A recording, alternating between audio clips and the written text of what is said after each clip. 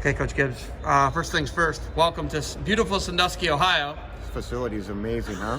Unreal, right? Unreal. It is second to none. I haven't been in a facility this nice. It's new, but it's massive. That's huge for social distancing, all the other things we got to do. But who are you coaching here today?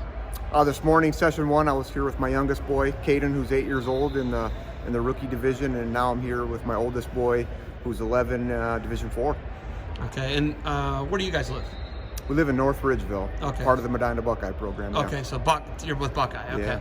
Got it. So, do you live in the Ridgeville district or do you live in the Buckeye district? We live in the Ridgeville district. Okay, yeah. But maybe you'll cross that bridge when you get there. Well, it's kind of a weird deal with me driving to BW every day. You know, I passed Olmsted Falls, so we've always been a part of the Olmsted Falls Club, and this year they're not having wrestling, so we jumped in with Buckeye. Yeah. Wow. Yeah. And you hear that some schools just there's the risk mitigation. It's all over the place. Yeah, they're just and it's 50-50 in Ohio, right? Well, if you look in California, you look in New York, they're shutting stuff down just cause, right? I mean, they're really worried about it. But being a college head coach, right? When you look at it, what is it like when you come here? And I was talking to Clint Musser earlier, and you see some of the parents yelling at their kids how you would yell at your guys in the NCAA semifinals. What is that like, and what are your thoughts on that? Man, it's tough. So I'm learning all the time. I talk to our athletes' parents all the time, and always looking for information, always finding better ways to do it. And I mean, you know how it is, man. You get into these matches, but you just really try to take a step back, and you want to make it fun for the kids. So getting them around their buddies is huge. So try not to be that dad, but sometimes it happens, right? But everything's got to be a positive experience for these kids. You guys, I look at BW and you guys are really on the upswing. You're in Northeast Ohio. I checked the social media out. I covered D2 way more than I covered D3.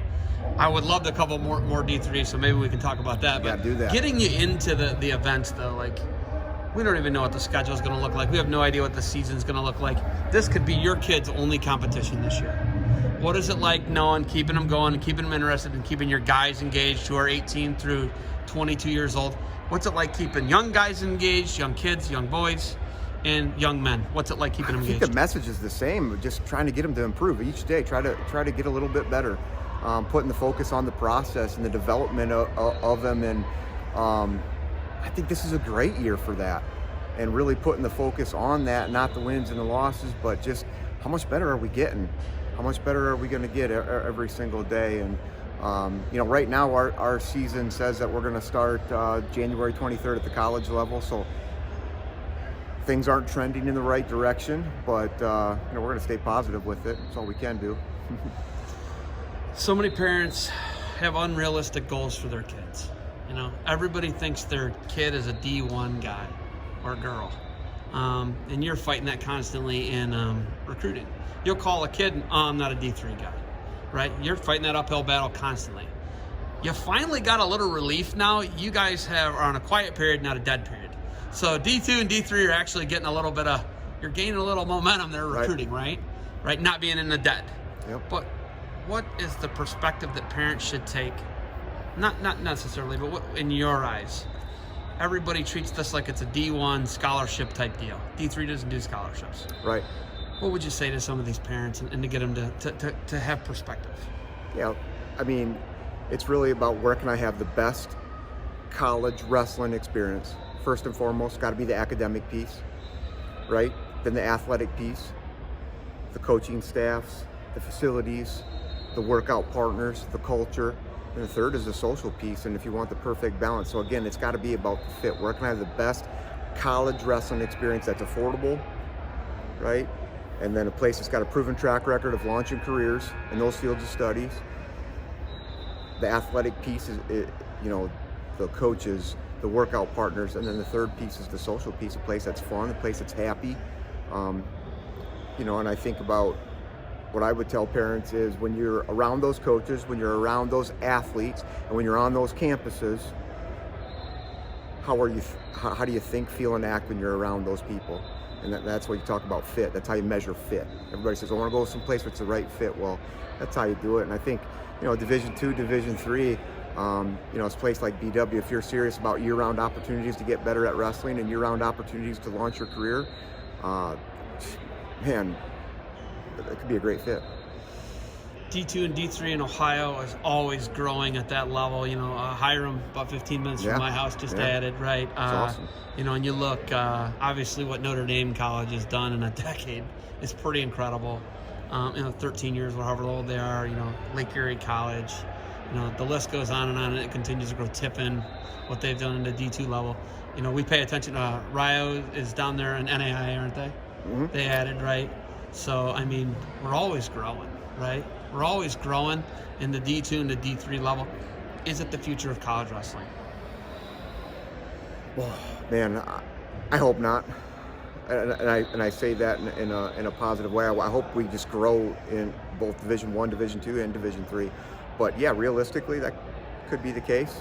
Could be the case. There's some exciting things going on right now with all these, side cards. So I think that's great for our sport. So obviously there's some trying times, there's some painful times right now, but I think there's some good things that I'm hoping can build some momentum and take the sport to a place that it hasn't gone before, and continue to grow in popularity and get more and more athletes out and more at the youth level, continue to grow our sport.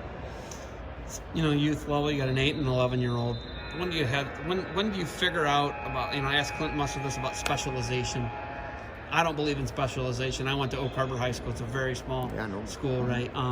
I feel like you should do all three of the sports.